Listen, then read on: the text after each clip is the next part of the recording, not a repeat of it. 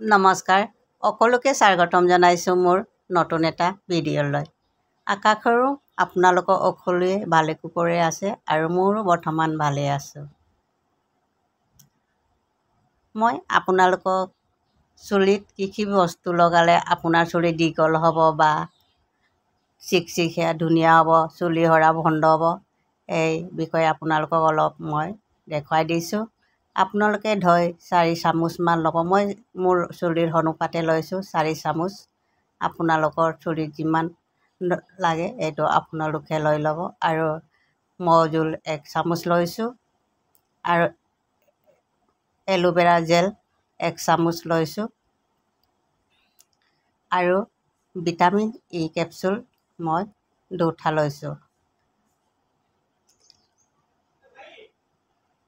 এনেকৈ ধুনীয়াকৈ আপোনালোকে গোটেই বস্তুবিলাক মিক্স কৰিব। ধুনীয়াকৈ মিক্স কৰি চুলিত লগাব।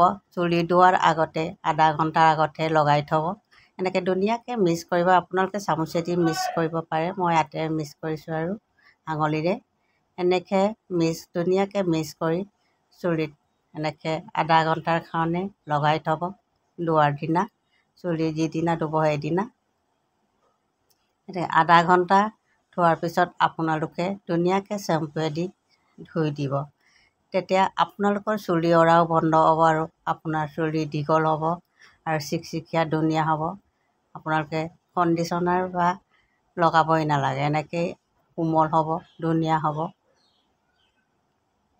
এনেকৈ এইটোকে আপোনালোকৰ ওচৰত আজি মই শ্বেয়াৰ কৰি দিছোঁ। আৰু এয়া মই ধুই মেলি আপোনালোকক চুলিটো দেখুৱাই দিছোঁ। আপোনালোকে মোৰ চেনেলটো প্লিজ ছাবস্ক্ৰাইব কৰি দিব আৰু শ্বেয়াৰ কমেণ্ট কৰি দিব বুলি আপোনালোকৰ ওচৰত সদায়ে আশীৰ্বাদ বিচাৰি আহিছোঁ।